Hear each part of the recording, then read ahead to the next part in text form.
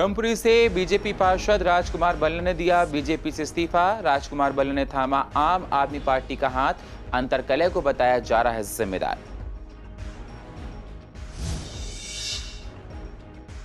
दिल्ली के बॉर्डरों पर डटे हुए हैं किसानों को आज से हुए 7 महीने। किसानों का कहना है जब तक मांग नहीं होगी पूरी तब तक नहीं हटेंगे पीछे। हजारों की संख्या में दिल्ली बॉर्डर पहुंचे ट्रैक्टर।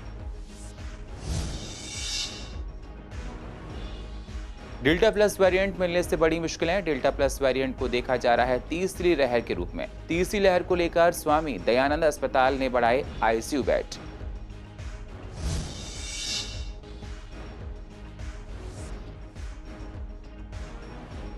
ऑक्सीजन की कमी को लेकर राजनीतिक पार्टियों में जुबानी जंग। ऑडिट रिपोर्ट के आने के बाद दिल्ली सरकार और केंद्र आमने सामने।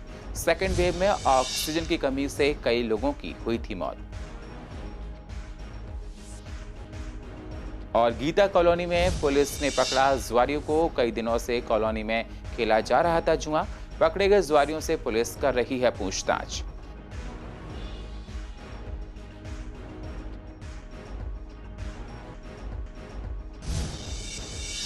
नमस्कार, स्वागत है आप सभी का सीसीएन में और आप देख रहे हैं पूर्व दिल्ली खास। अब होते हैं रूबरू पूर्व दिल्ली की अहम खबरों के साथ। पूर्व दिल्ली नगर निगम के ब्रह्मपुरी वार्ड से बीजेपी पार्षद राजकुमार बल्लन ने बीजेपी से इस्तीफा दे दिया है।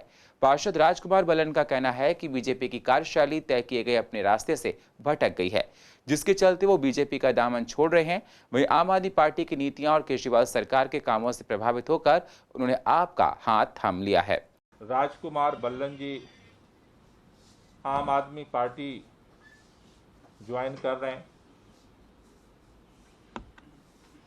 आम आदमी पार्टी परिवार में इनका स्वागत है और हम सबका मकसद एक ही है कि जिस तरह से दिल्ली सरकार में बदलाव आने से काम की गति बढ़ी है, एमसीडी में भी बदलाव हो और एमसीडी के अंदर काम की गति बढ़े।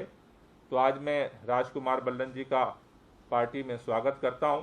मैं आज यहाँ बहुत दुखी मन से भारतीय जनता पार्टी छोड़कर इस नाते के एक ऐसे व्यक्ति के साथ जुड़ने की तरफ आगे बढ़ा हूँ जो गरीबों के लिए, निसहायों के लिए, उनके लिए विश्वास का काम कर रहा है। मैं इस मंच से आम आदमी परिवार को यह विश्वास दिलाना चाहता हूँ, नेतृत्व को, एक कार्यकर्ता के नाते जो योजना पार्टी की होंगी उनके लिए मैं एक अच्छा कार्यकर्ता बनकर दिखाऊंगा। और मैं विचार मेरा बदला इसलिए कि वहाँ मुझे सांस इसलिए घुटने लगा था कि वैचारिकता के साथ साथ जब दूसरे विचार का दमन कर दिया जाए तो उस विचार को मैं विचार नहीं बोलता। लोकतंत्र के की आड़ में छुपी हुई तानाशाही की बू मुझे आने लगी थी।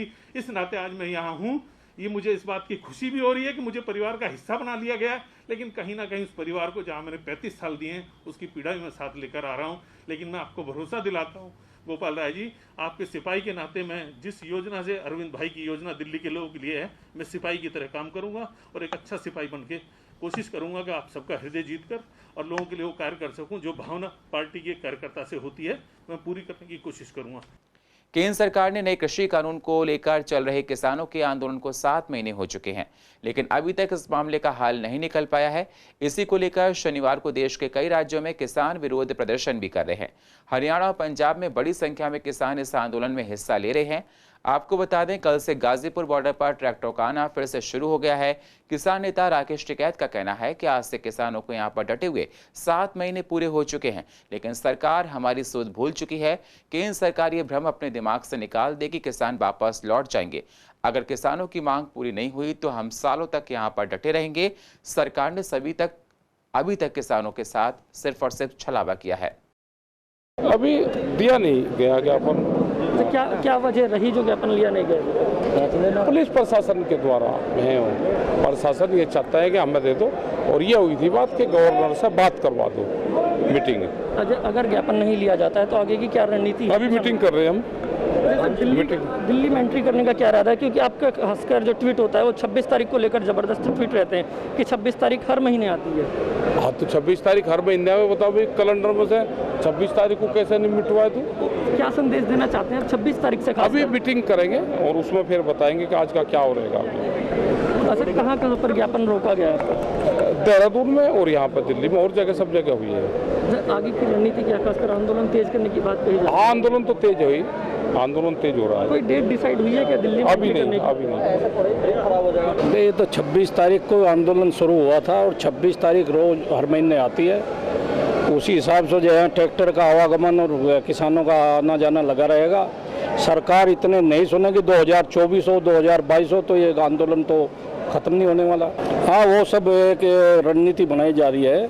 वहाँ से जो आदमी आते हैं उसके बदले में दूसरे आदमी आएंगे तो ट्रैक्टर और सब पूरे गांव में जो है सब सिस्टम से जो है रणनीति बनाई जा रही है। कई जगह जो है एलजी मिले नहीं है, किसानों को पुलिस से पकड़वा है, गिरफ्तार करवा है, तो ये लोकतंत्र की हत्या है। और आज हम जो बात कर रहे हैं वो इसी दिन जो है, एक बार पहले भी लोकतंत्र की हत्या हुई थी लेकिन वो घोषित थी, ये घोषित है। आज हम आपातकाल की बरसी पे बात कर रहे हैं और आपातकाल पहले भी देश में लगा था, देश ने उस आपातकाल को झेला था, उस समय भी इसी तरह से जेलों में डाला जाता था। आज भी वही हाल है कि आप तो जेल जाने के लिए बैठे हैं, हम जेल में जाएंगे तो भी आंदोलन करेंगे, यहाँ भी आंदोलन करेंगे, घर तो छोड़ ही दिया है। तो हमारे लोगों ने वहाँ पे जाम कर दी है, एक रोड उत्तराखंड में जो यूपी और उत्तराखंड वाली सड़क है उसको बंद कर दिया गया है। जब तक ज्ञापन नहीं दिया जाता तब तक लोग हटेंगे नहीं वहाँ से। देश में कोरोना की रफ्तार कम तो होगी, लेकिन देश में कोरोना का डेल्टा प्लस वेरिएंट अब धीरे धीरे पांव पसार रहा है। डेल्टा प्लस के नए वेरिएंट मिलने के बाद से तीसरी लहर की दस्तक की नजर से देखा जा रहा है। देश के कई राज्यों में डेल्टा प्लस वेरिएंट मिलने के मामले लगातार सामने आ रहे हैं, जिसको लेकर राज्य सरकारों ने तैयारियां शुरू कर दी हैं। वहीं दिल्ली के स्वामी दयानंद अस्पताल में तीसरी लहर को लेकर तैयारियां शुरू कर दी गई। आपको बता दें, इस अस्पताल में पहले के मुकाबले बेड की संख्या को बढ़ाया गया है। यहां पर आईसीयू बेड भी तैयार किए जा रहे हैं। हॉस्पिटल में अब तक 6 आईसीयू बेड तैयार किए जा चुके हैं। आपको बता दें, स्वामी दयानंद अस्पताल में कोरोना की दूसरी लहर के दौरान ऑक्सीजन बेड भी उपलब्ध कराए गए थे। हॉस्पिटल के डॉक्टर ग्लैडविन त्यागी ने बताया कि अस्पताल कोरोना की दूसरी लहर से सीख लेते हुए इस बार ज़्यादा से ज़्यादा आईसीयू बेड की सुविधा उपलब्ध कराने की कोशिश कर रहा है। देखिए, ऐसा है कि अभी चूँकि हम प्लानिंग वाले फेज़ में हैं और हमारी कोशिश रहेगी कि हमने जो अब की बार जो बेड्स जितने दिए थे हम उससे कुछ ज़्यादा ही बेड दें, क्योंकि जगह लिमिटेड है, रिसोर्सेज लिमिटेड हैं। तो उसी जगह में अगर हमने अब की बार मान लीजिए कुछ 85 बेड दिए थे तो हम कोशिश करेंगे 100 से ऊपर बेड दें अब की बार, ताकि लोगों की सेवा हो सके।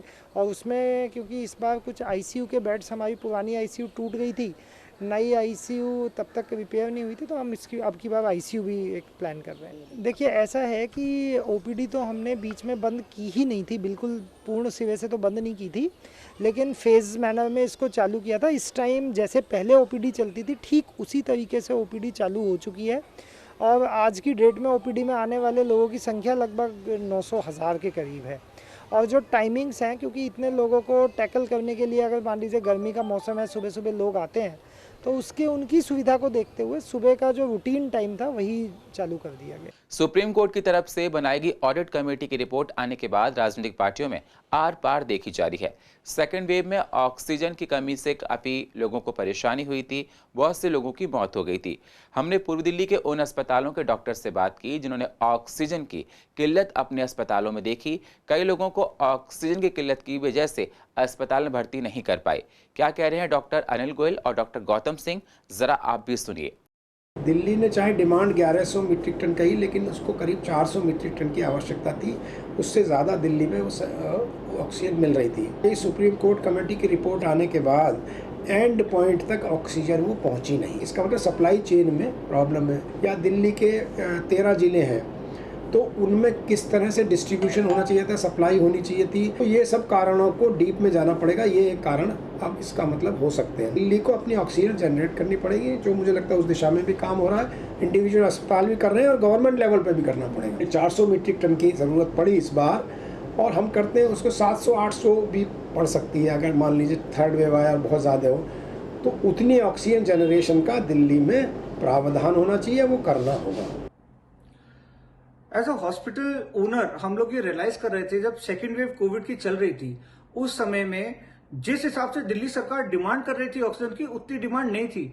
प्रॉब्लम ऑक्सीजन की ये नहीं थी कि ऑक्सीजन दिल्ली में नहीं थी, प्रॉब्लम ये थी कि हॉस्पिटल्स के अंदर ऑक्सीजन सिलेंडर्स नहीं थे जिसको भरा जा सके। आप ये समझ सकते हैं, अगर एक हॉस्पिटल के अंदर अधिकतर दिन के अंदर 1 या 2 सिलेंडर इस्तेमाल होते हैं, उस हॉस्पिटल के अंदर 60 से 70 सिलेंडर पर डे की रिक्वायरमेंट आ गई थी। जब आपके यहाँ पे 1 या 2 सिलेंडर इस्तेमाल होते हैं तो हॉस्पिटल के अंदर, अधिकतर हॉस्पिटल्स के अंदर जो है वो 5, 6, 10 सिलेंडर जो है रखे होते हैं कि अगर कभी कोई डिले हो जाए तो उनको जो है वो एक्स्ट्रा सप्लाई मिले। मगर जब रिक्वायरमेंट 60 से 70 सिलेंडर पर डे की आ गई तो उस रिक्वायरमेंट को कैसे पूरा किया जा सकता है? उस रिक्वायरमेंट को पूरा करने के लिए कहीं ऑक्सीजन सप्लाई की रिक्वायरमेंट की तो जरूरत थी, मगर जरूरत थी कि हॉस्पिटल्स को ऑक्सीजन सिलेंडर्स दिए जाएं जिससे वो उनको भर के रख सके और 24 घंटे का अपना एक सर्कुलेशन कर सकें, जो दिल्ली सरकार ने बिल्कुल भी जो है वो उपलब्ध नहीं कराए थे। गीता कॉलोनी में पुलिस को एक बड़ी कामयाबी हाथ लगी है। कॉलोनी से पुलिस ने जुआ खेलने वाले 4 जुआरियों को गिरफ्तार किया है। गिरफ्तार किए गए जुआरियों से 3,11,600 रुपए बरामद किए गए हैं। पुलिस ने जानकारी देते हुए बताया कि काफी समय से इस इलाके में चोरी छिपे जुआ खेला जा रहा था। मिली सूचना के आधार पर जब पुलिस गीता कॉलोनी पहुंची तो जुआरी पुलिस को देखकर भागने लगे। पुलिस ने मौके से भाग रहे 4 जुआरियों को दबोच लिया। पुलिस ने पकड़े गए जुआरियों का नाम जितेंद्र कुमार, राकेश भाटिया, सतीश कुमार और अशोक कुमार बताया है। पुलिस जुआरियों से पूछताछ कर आगे की जानकारी में जुट गई है। गीता कॉलोनी में हमारे स्टाफ को एक सीक्रेट इन्फॉर्मेशन मिला है कि एक जगह पे गैम्बलिंग हो रहा है, तो उस सीक्रेट इन्फॉर्मेशन पे एक्ट करते हुए हमने रेड किया है। उस घर पे 4 फ्लोर्स थे, ग्राउंड फ्लोर को मिला के 4 फ्लोर थे। तो उस पे छत पे हमें 4 आदमी मिले हैं जिसके जो गैम्बलिंग कर रहे थे और जिसके पास से हमें 3 लाख से ऊपर पैसे रिकवर हुए। आरोपी का नाम है जितेंद्र, दूसरा है राकेश भाटिया, तीसरा है अशोक और चौथा है सतीश कुमार। इनके ऊपर 1-1, 2-2 इस तरह के इन्वॉल्वमेंट है इनके। और ये जिस घर में रहते हैं उसके नीचे के फ्लोर में घनश्याम नाम के बीसी रहते हैं, जो हमारे गीता कॉलोनी के बीसी है। मॉनसून में डेंगू, मलेरिया, चिकनगुनिया बीमारियां काफी बढ़ जाती हैं, जिसको लेकर ईस्ट एमसीडी सजग है। जगह जगह दवाइयों का छिड़काव किया जा रहा है जिससे लार्वा ना बने। हेल्थ कमेटी ने बहुत से संस्थानों के चालान भी काटे जो आदेश के मुताबिक काम नहीं कर रहे हैं। बहुत सी संस्थाओं को नोटिस भी दिया गया। सीसीएन की रिपोर्टर वंदना ने हेल्थ कमेटी के चेयरपर्सन कंचन महेश्वरी से खास बातचीत की, जरा आप भी देखिए। मैडम, बात करें डेंगू, मलेरिया, चिकनगुनिया की, और ये कहा भी गया है कि कुछ जगह विजिट हो भी चुकी हैं, किस तरीके का माहौल मिला है और आगे की क्या प्लानिंग? देखिए, मैंने पहले भी आपके माध्यम से बताया था कि जितनी भी सरकारी संस्थाएं हैं अब उन्हें भी नहीं छोड़ा जाएगा, चाहे वो कोई सी भी डिपार्टमेंट हो। अभी जितने भी हमारे स्कूल हैं, डिस्पेंसरी हैं, वहाँ पे अभी ब्लीडिंग पाई गई है, तो वहाँ पे हमने जैसे पहले कहा था कि एक बार नोटिस दिया जाएगा, उनको वार्न किया जाएगा, फिर चालान की व्यवस्था भी की जाएगी। तो उसी के अंतर्गत ये हम चालान भी करवा रहे हैं।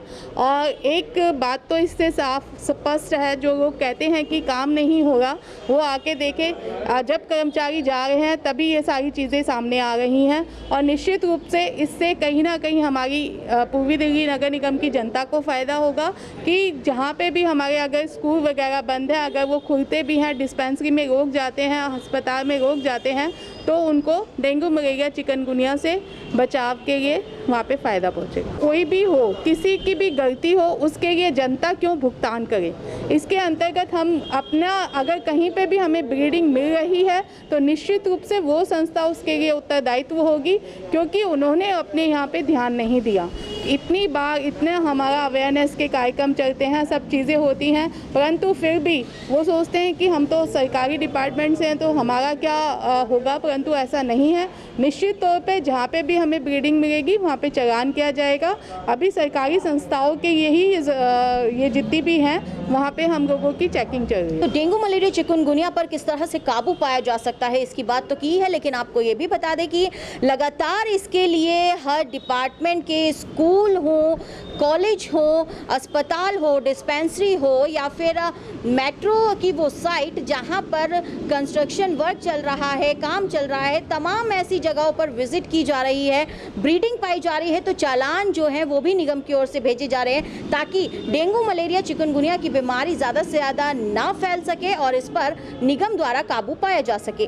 कैमरा पर्सन मोहित के साथ मैं वंदना कश्यप, कैंथ, CCN। शहर की स्वच्छता के लिए डोर टू डोर कूड़ा कलेक्शन योजना शुरू की गई थी, जिससे गलियों और इलाकों को साफ रखा जा सके, लेकिन ये योजना पिछले काफी दिनों से औंधे मुंह गिर गई है।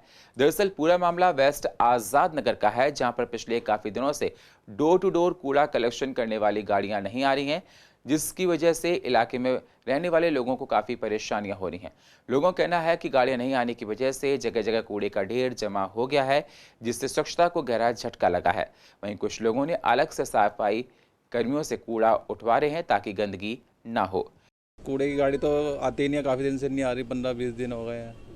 कूड़ा भी काफ़ी इकट्ठा हो गया है, कूड़े घर पे फेंकना पड़ता है, जबकि कह रहे थे रेगुलर कूड़े की गाड़ी आएगी, कुछ नहीं आ रहा, कुछ भी नहीं हो रहा। 20-25 दिन हो चुके, लगभग रोजाना जाने पड़ता है, कूड़ा घर में इकट्ठा हो जाता है, बीमारी फैलेगी, ज़्यादा घर पे कूड़ा इकट्ठा करेंगे तो सड़कों पर फेंकेंगे और बीमारी फैलेगी, इसलिए हम कूड़ेदान थोड़ा दूर चल के जाना पड़ता है। क्या करें?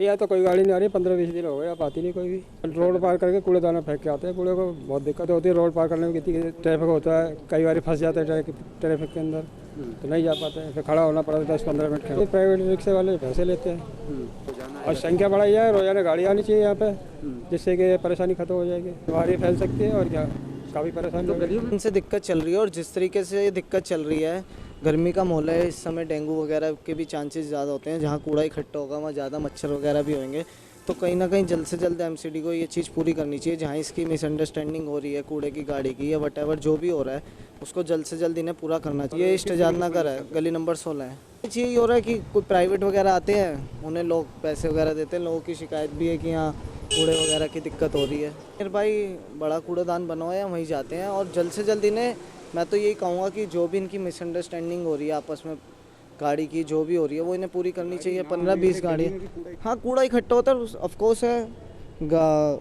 गर्मी का टाइम है, मच्छर वगैरह होने के चांसेस ज़्यादा रहते हैं। दिल्ली सरकार की तरफ से पार्कों को पूरी तरह से खोल दिया गया है, लेकिन कई पार्क ऐसे भी हैं जिनके हालात बदहाल है, ना तो इनमें साफ सफाई हुई है। दरअसल पूरा मामला गीता कॉलोनी का है, जहां पर पार्क की हालत बद से बदतर है। जगह जगह गंदगी जमा रहती है, वहीं लोगों को काफ़ी दिक्कतों का सामना करना पड़ रहा है, जिसकी वजह से पार्क में लोग वॉक नहीं कर पाते हैं, ना ही बच्चे पार्क में खेल पाते हैं। पार्क में गंदगी की शिकायत कई बार प्रशासन से की गई, लेकिन प्रशासन अपनी कुंभकर्णी नींद में सोई हुई है। कोई सफाई सुथरा करने वाला कोई नहीं आता है। पास में 2 पार्क है, दोनों पार्क में इतनी गंदगी है मत पूछो, कोई सफाई करने वाला कोई नहीं आता है और बहुत गंदगी हो चुका है। पार्क में देख लीजिए, बहुत गंदगी हो चुका है। कुर्सियाँ टूटी पड़ी हैं, लाइट जलती है, लेकिन लाइट जलने से भी क्या फ़ायदा जब अगर कुर्सियाँ ही टूटी हुई हैं, पेड़ पे यहाँ गंदगी इतनी फैली हुई है, सफाई नहीं हो रही, तो कौन आके यहाँ ऐसे बैठेगा। सैर के लिए आते हैं, लेकिन इतनी गंदगी है, कोई सैर नहीं कर पा रहा और इतने सारा कूड़ा यहीं पे भरा हुआ है सारे, कोई सफाई नहीं है, कोई माली नहीं है, कोई वो MCD वाले नहीं आते, कोई नहीं सफाई। आप शराब की बोतलें सब यहीं पे, कांच वाँच सब यहीं पे फेंक जाते हैं।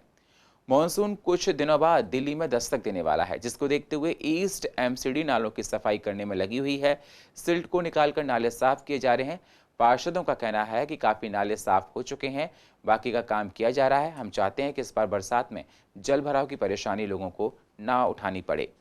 देख ही रहे हैं कि आने वाले कुछ दिनों में बरसात मानसून दस्तक दे रहा है दिल्ली में। पूर्वी दिल्ली नगर निगम पिछले 2 महीने से इसी काम में लगा है। लॉकडाउन में ही हमने नाले नालियों की सफाई का काम शुरू कर दिया था और हम कैसे इसे नापते हैं कि क्या हमने काम किया नहीं किया।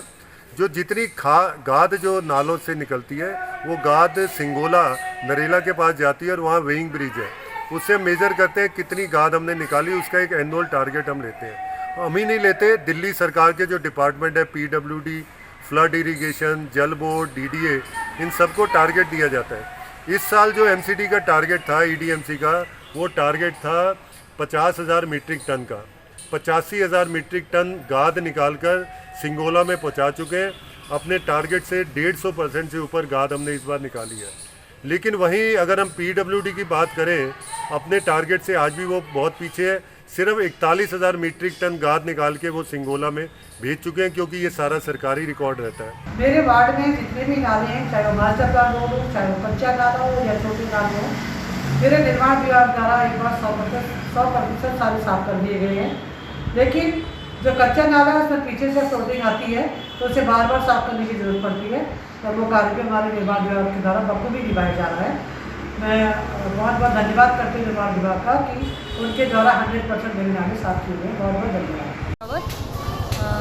मैं आप लोगों को बताना चाहती हूँ कि मेरे वार्ड में जो भी MCD के नाले हों या PWD के नाले हों, आने वाली बरसात को देखते हुए हमने करीबन 2-2 बार वो नालों की सफाई करा दी गई है ताकि हमारे यहाँ जल भराव की समस्या ना हो। और ये इस बार नहीं, हम हर बार आने वाली बरसात से पहले अपने नालों की इसी तरह सफाई करवाते हैं ताकि कॉलोनी में पानी ना भरे। और पूर्व दिल्ली की अधिक जानकारी के लिए आप यूट्यूब पर जाकर CCN को सब्सक्राइब करें और फ्रेश अपडेट लेते रहें। और फिलहाल पूर्व दिल्ली खास में इतना ही। बाकी खबरों के लिए आप बने रहिए CCN के साथ। तब तक के लिए नमस्कार।